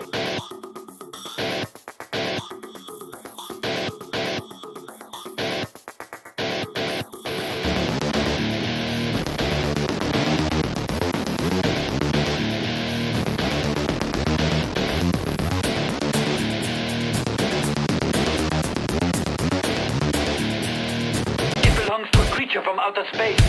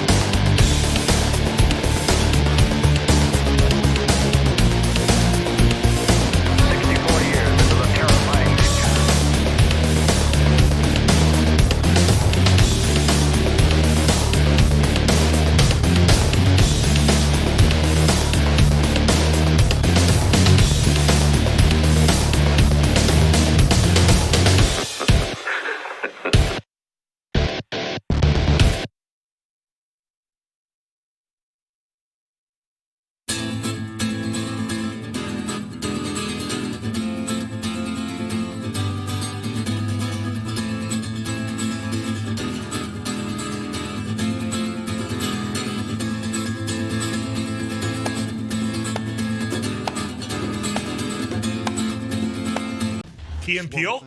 That is correct. What? I didn't know there was a show. I guarantee you, all of you have seen that clip where they do the fake football players' names as they're introducing themselves. Nope. But from Key and Peele. All right, well, here's where we sit, fellas. Are you watching this train wreck on KFGO.com? Or just listening on 798? We have got a tie at the top. Tyler and Paulie both tied with 3 points. Derek with a single point, but everybody's still alive. Joel, you need 4 for the clean win, 3 for the three-way tie. Derek, you need 2 points for the three-way tie, 3 points for the clean win. Paulie or Tyler, answer at any time, and you are this week's winner. The final category, character, fictional character, audio clip number 1. Get it through your thick heads, Torque. We fight bad guys like you together. Derek.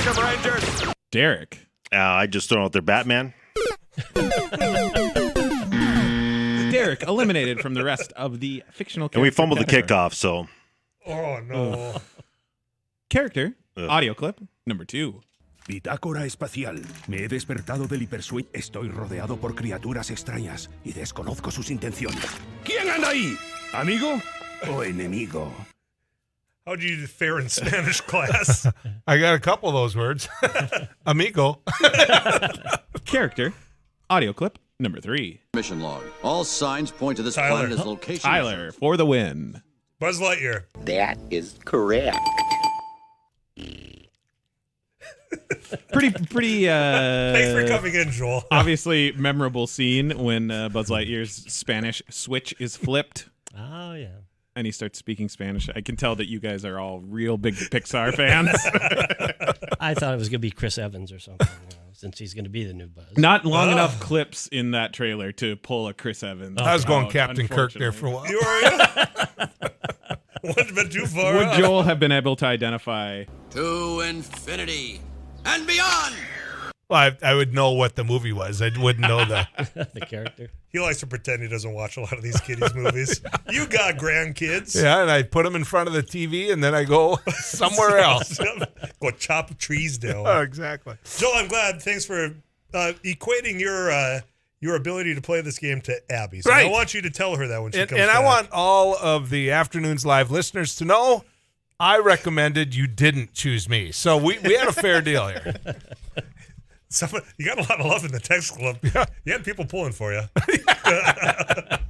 They're just hoping you were having fun. Yeah, that's true. Derek, give me the update now. So you fumbled the kickoff. We didn't recover, Barnesville? No, so a minute 16 left. It is 3rd down and 5 on their own 49-yard line. So kind of a crucial play here. They'll be able to get the clock down, obviously, to nothing on the 4th down play. So we'll see what they do here. How many timeouts Barnesville got you? None now. So. Yeah, this is going to sting for a while. And Barnesville, Derek and I were in his office watching this. And feet were up, I saw. I just have to say that Barnesville played, they dominated for the most of the game. They did. And they got the 1st down, and they're going into the end zone. So, Yeah, it's certainly not going to tell the story what this game was. That's a heartbreaker. That is, yeah. Yeah, Chatfield's going to win, but man, that's a tough one because I was saying, hey, next Friday I'm off. I mean, they had it. They just missed some opportunities to put them away. It's just the life of cheering for people in purple, I guess. From Minnesota. Well, that's too bad for all the Barnesville listeners we got here. We'll talk more about that when we come back. If you texted in, Tyler, be watching back. I'm going to text one of you. You won the car wash from Don's. Paulie, thanks for stepping in as well. Glad to do it. That was Audibles brought to you by Don's. More of these messages. We'll talk about that Barnesville game next.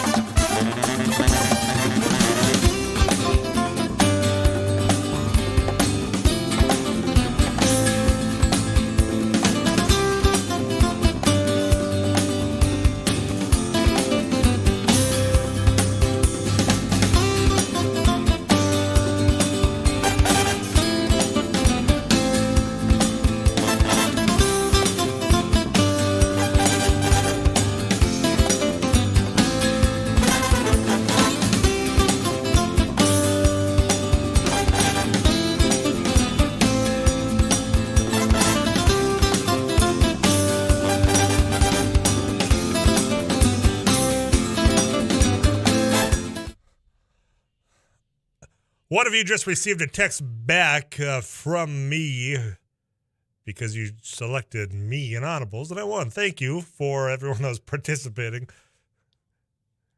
I mean, the outcome of the movie, The Replacements, was a lot more cheerful than what you just witnessed here during Audibles on Afternoons Live. The Replacements had a lot more enjoyable of a time. I think had that Barnesville kickoff been moved up an hour or back 2 hours, it would have been a different game. Yeah, that's unfortunate. You know, the heart breaks for that moment, where you've got, those athletes out there, and especially by the description, of course, because I've been on there, I have not had a chance to watch the game, but hearing just the description from Joel and Derek before we were even on Audibles and before we were on air, talking about the fact that I think the opponent's quarterback got thrown out of the game because of two technicals or two taunting, whatever, unsportsmanlike. I don't remember exactly what the flags were. So he was ejected from the game, and then it sounds like a dominating performance by Barnesville, but unfortunately not coming out on top by the sounds of it. I'm sure the victory formation was just there. So unfortunate. Heart goes out to all of our listeners over in that area, because I know we have got a lot of them. It happens. Unfortunately, it's got to be on our side of this whole game today. But we'll talk more about that and whatever else. I got another half hour with you. You want to talk about elections? I'll get back into that as far as how do you get people to run in the outrageous, outlandish stupidity that we call American politics right now. Yeah, some people sent in their thoughts about term limits, about the whole district makeups. I'll dissect, especially the district makeup one, about who actually shows up to the meetings, how you nominate those candidates. I don't know if there's any way you can improve upon what's already there, but that's something that somebody sent in. Others say term limits, limit benefits. I think that the term limit thing, yeah, I mean, there is something there, but and I don't think that solves this. In fact, I think that might lead and lend itself into accelerating what we're watching right now, because a lot of what is going on, you're having people leave, basically term limiting themselves out, saying, I'm not running again. And now you're going to have, the district meeting makeup to where the people that show up to a lot of the district meetings are those that are very, very, very active. It's not just the common voter. And that's where you see this splitting and those verging over to those sides a little bit more. I'll dissect that a little bit more. I got to get you caught up with KFGO News. Paul Jurgens also. We'll check in with CBS National News. I'm Tyler Axness. Stay with us.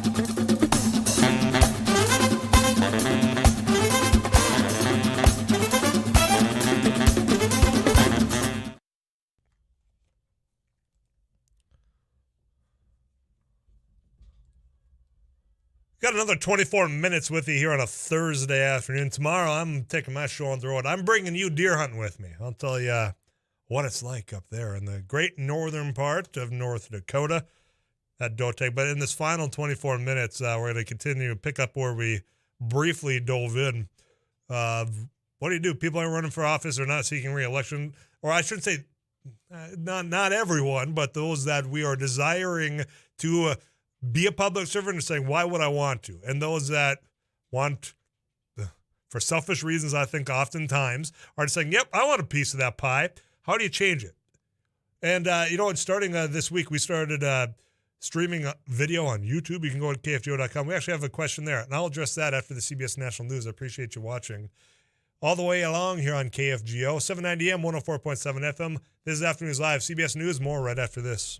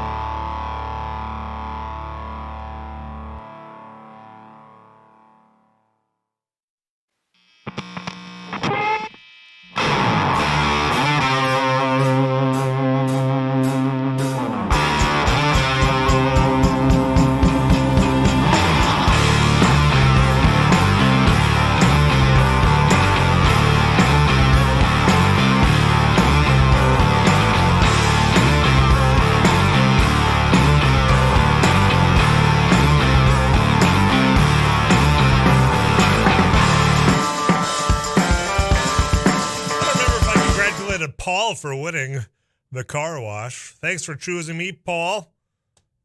Go put a smile on the car and on your face as well along the way. Here's what's, I want to dive back in, and I want to address the message that was put on our new YouTube video that we're doing daily here, so you can watch radio. This one, as a former legislator yourself, what made you interested in running for office, and what change do you think? What made me interested in running? I tell you what made me interested in politics first. I was going to college. I had no idea. I was thinking about dropping out, taking a year off. You know, that old story, that old song and dance that I think a lot of people have come to. I was at that moment. And I was working at, quite frankly, a bank in town here. And while I was doing that thing, well, I could just maybe get into this banking world. Got family that's done it. Sure, I can do that path. the stock market collapse happened, the housing market, the bubble burst, and people came in concerned about whether or not their money at the local bank here that was locally owned, if it was safe. I started getting interested. Well, how in the hell did this happen? And then, that's what got me down the path of public policy, regulation, things that changed about 10 years prior. And you know who called it out, saying, hey, if we change this 10 years down the road, we're going to look back and say, boy, we shouldn't have done that? Byron Dorgan, U.S. Senator here in North Dakota, about changing some of the regulation when it comes to banking, housing, all that. And he was right, almost to the year. I think it was exactly 10 years from his floor speech of the U.S. Senate saying, if we change this, I'm going to regret it. And then 10 years later, we regret it. The bubble burst, unemployment skyrocketed, all that you remember, you lived it, 2007, 2008. So that's why I got involved. So I put my time in. I worked with him, and I did his constituent services here. Moved up, and then, you know what? I decided to run. And to be honest with you, it was because I was asked to. And I was asked from a friend, and I said, well, geez, I'm 25. No way I'm doing this. Not ready yet. Well, then, sure enough, I asked friends, family. I said, sure, go for it. I did. I won. I'm not using this to brag, but that's how it happens, or how it used to. Somebody asking you to do it. Now, if you go and ask somebody, because back then, which almost 10 years ago from now, boy, do I get old quick. It was 10 years ago. Boy, 20 years now.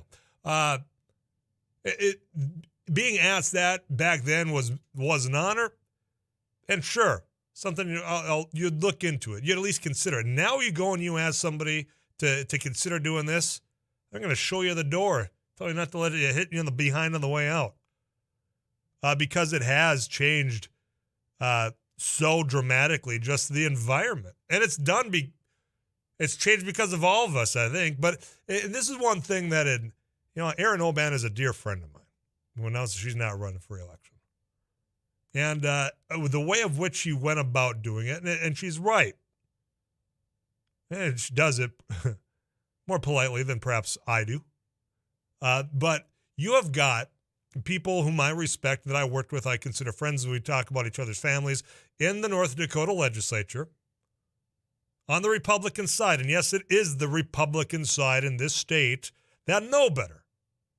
But then they don't do a damn thing to prevent the stupidity. In fact, they've enabled it. They've helped it. They have campaigned for some of the candidates that are out there now that they just want to get rid of. And you've watched, and that's been probably one of the most frustrating parts about watching this state's political makeup. And now people are trying to rebrand themselves, even though they helped create the environment. Oh, yeah, sure. Maybe we took this a little too far. You think? Yeah, so we're there. The environment has changed so much. That's what it is. Now it's not about getting together in the room, committee room, working out details, hashtags about this, that, the other thing. It's about those political scoring wins and not upsetting somebody to maybe primary you. I mean, Dwight Kiefert in Valley City, one of the most right-wing individuals when I was out in Bismarck. And he's not anymore. He's not the most right-wing. I mean, they're battling for that any given day in the North Dakota legislature about, geez, who can really, who can outdo the other one? There's a few names that keep popping up regularly. I mean, Terry Jones being one of them, out in the Newtown area.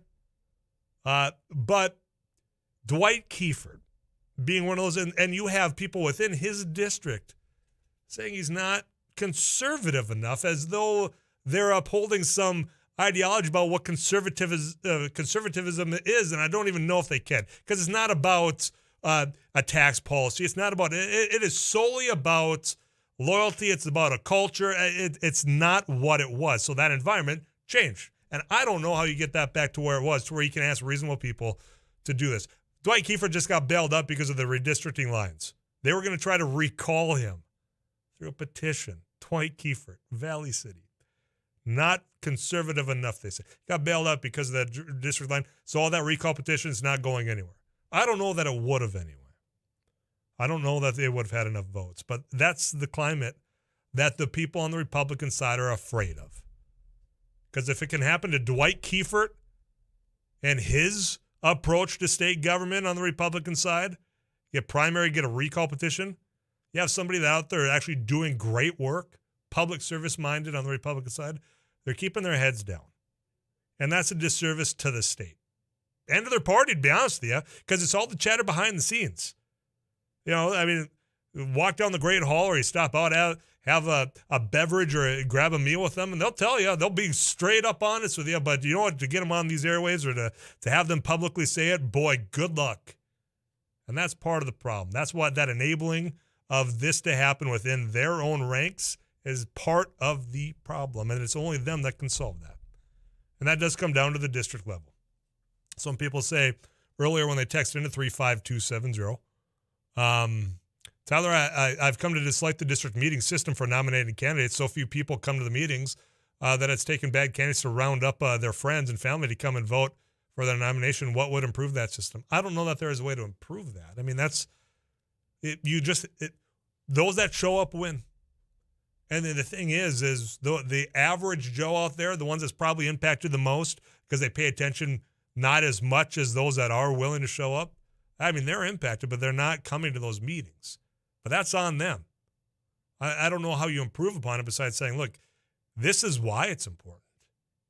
But again, I come back to the whole environment is what it is now. And people are saying, why in the world would I want to waste a Saturday afternoon to come sit through a district policy meeting when sometimes it feels like it doesn't really matter anyway? So again, full circle, I don't know how we change it. I really don't.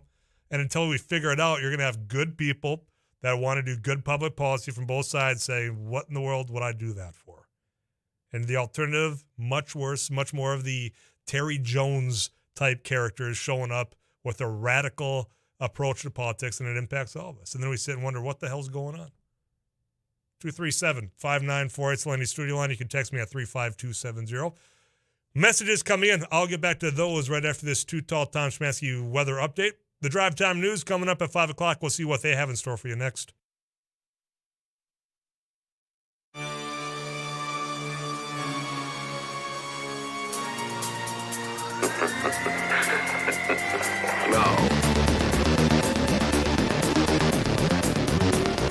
Greetings, everyone. I am KFGO Chief Meteorologist Too Tall Tom Szymanski. And it looks like for the overnight period, we're going to have partly cloudy conditions. It belongs to a creature from outer southeast space. anywhere from 6 to about 17 miles per hour.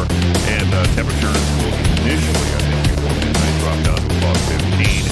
Then steady or slowly rising temperatures will be expected so that by daybreak, somewhere, I think, in the 25 range.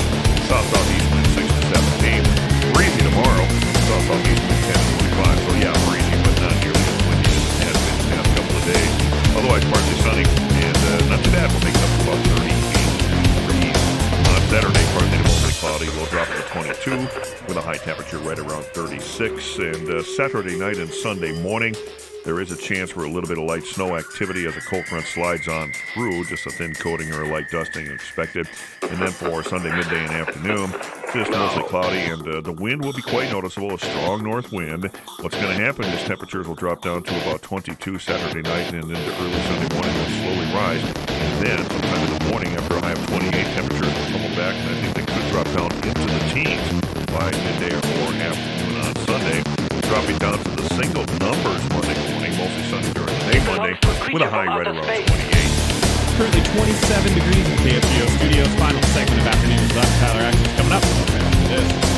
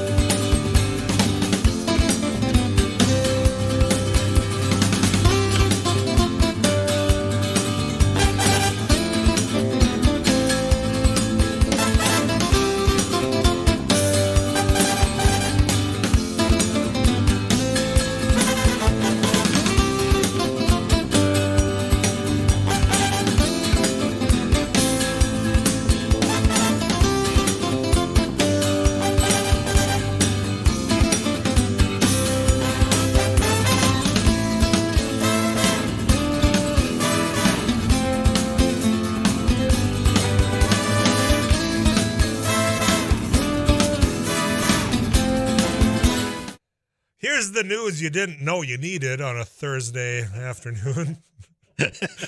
Well, I don't know. Pete Davidson. Y'all know who he is, right? He's from Saturday Night Live. I don't know how else to describe him. That's all he's from, right? Saturday Night Live? Yeah, he was in a movie not too long ago. What was it? I don't know. The King of Long Island. It was semi-autobiographical. Yeah. So Pete's dad was a firefighter that was in one of the towers in 9/11. Well, and I think he was in. And he talked about that on Saturday Night Live, too. He was in the new. What's the thing? The DC Comics the thing. Suicide Squad. Yeah, for like he a was second. He was a bit character in that I too. haven't seen the second one. Yeah. By the way, okay, now you got a better painted picture of who Pete Davidson is. But he dated, what was it? Cardi? No. Who was He's Kate dated Beckinsale. Kate Beckinsale, Uh-huh. Ariana Grande. Okay. Oh, yeah. And now here's the news you didn't know you needed. Kim Kardashian and Pete Davidson are dating. Pete Davidson, who? Okay, Kate Beckinsale, Ariana Grande, and now Kim Kardashian. Yeah, and we're missing a couple too. Yeah, probably. I mean, what's it about Pete Davidson? Is it the comedy? He's funny. He's disarming and funny. He's got moments of fun, yeah. His stand-up special was pretty good. He doesn't look like he's alive, though. He kind of looks like a walking corpse. I mean, he just doesn't he? He looks like he's been doing drugs, and they just grabbed him off the street and said, "Hey, can you be funny on 30 in the just 30 walk Rock, up 30 Rock, and we'll get you upstairs." I don't know. He's a different. I don't think he's very funny. Like when they bring him in on the Weekend Update. See, that's thing, where I'm like, yeah, he's not very good. But I don't know. He's one of those guys who may explode for no reason when he leaves Saturday Night Live, whenever that might be. Right. So. Yeah. Well, Kim Kardashian, Pete Davidson, real thing. News you didn't know you needed. Well, brought to you by Afternoons Live. Still don't. You're not going to sleep over this, wondering why Pete. What is it, Pete? I got my own issues right now. Trust me on that one, man. Yeah, that's heartbreaking. Oh, I mean, man. not the. Yeah, we're talking. If you just tuned in, Barnesville. well, my Barnesville Trojans, they were up, and boy, the starting quarterback got tossed out for unsportsmanlike conduct for Chatfield. I'm loving life, and this sophomore quarterback decided to come in and look like John Elway, and so they lost in the last 2 minutes of the game. Yeah, so. that's. And by all accounts, you were saying, I mean, they dominated every other aspect. Yeah, they just couldn't finish it, and I feel bad for these kids. You know, they go in, and I go take the dogs out for the walk, and I see all these kids in their cars and pickups going to the weight room, and they do it like 6:30, 7 in the morning, and they really work hard. So feel bad for them. Good luck to West Central Ashby area, by the way, tomorrow, because they'll face Chatfield if they can win tomorrow. So, but we'll have more on that on sports coming up here in the Drive Time News Hour. But yeah, just a heartbreaking loss, man. Yeah, that one's gonna sting. Yeah, it does. High school sports, man. Well, there's a couple plays too that these kids could have made, and that's gonna.